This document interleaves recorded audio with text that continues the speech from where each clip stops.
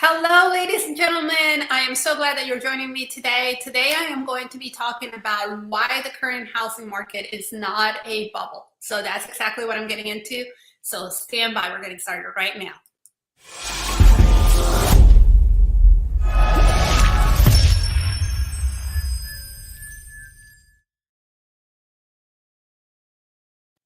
Thank you so much for joining me today. If you're not yet familiar with me, my name is Angela Olmos. I'm a full-time realtor in the Northeast Florida area.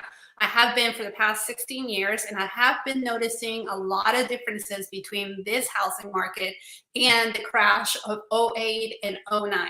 So those are some of the things that I want to cover in this video, and it happened to be exactly the same thing that is in my blog. So I'm going to go ahead and pull that up to the screen. I'll be sure to put the link on the description of this video. So if you want to read more about this topic, it would be all covered in my blog. But basically, I have been getting a lot of people ask me, what is going on with the housing market, Angela, and should we be concerned of a bubble? And one of the things that I wanted to make sure that we understand is the differences in the two markets. The bubble happened back in '08 and '09. So several years ago, we're talking more than 15 years ago, right? So we want to make sure that you understand what prompted that bubble and what is happening now. So let's go ahead and dive right in. Back in '08, okay, we saw a certain thing happening that really caused the crash 15 years ago, and that's really what I want to get into. Number one, many of the purchasers were not fully qualified for the mortgages that they obtained 15 years ago, which led to more homes turning into foreclosures. So yes, I don't know if you were involved in real estate back 15 years ago, but I do remember during the season of the market back in 2006, there were a lot of people buying real estate with loans that they weren't really able to qualify for. The way the lending guidelines and the lending standards worked back then are very different than the way they work now.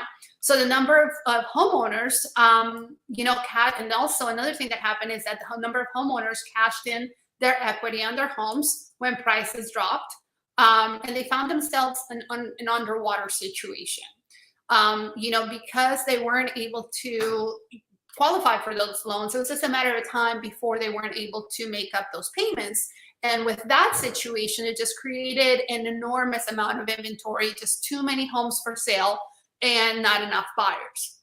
Now, what is happening now is completely the opposite. We don't have enough homes for sale. We have too many buyers. And another major thing is that today's demand for homeownership is real. It's not artificially generated. It's just one of those things where there is equity right now in the homes that are being sold. Most of these sellers are walking away with a lot of equity, depending on how long they own those homes and how low their mortgage payoffs might be. Some are actually free and clear. So they walk away with all the equity. So things are very different right now. And secondly, people are not using their homes as ATMs like they did in early 2000s.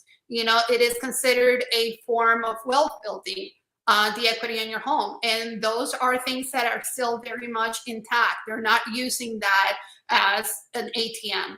So again, just the supply and demand is something that has always been key to real estate. Right now, there's just not enough supply of homes for sale. There's a huge demand. It's been driving prices up. And the buyers that are able to buy in this market are people that are fully qualified for these mortgages. These are people that have a job, that have assets, that are able to comfortably make up the payments every month, which is very different than what happened in '08. So those are some of the things that I wanted to make sure that you guys understand. The market conditions are very different. It is still a very volatile market because of those conditions, but it's volatile because of other reasons, not because of the same thing that happened in '08. So if you have any more questions or you're interested in buying a home, selling a home, or investing in real estate, I hope that you think of me as your main real estate advisor. In fact, I'm going to go ahead and put in my information here on the bottom of the screen. So if you have any questions or anything that I can help you with, just even a free telephone conversation as a consultation, I'll be glad to do that for you. Just simply go ahead and reach out to me and I'll be happy to help you with that. All right. So if you have any questions, you know where to reach me. That is it for now, my friends, until I see you on the next video. Take care.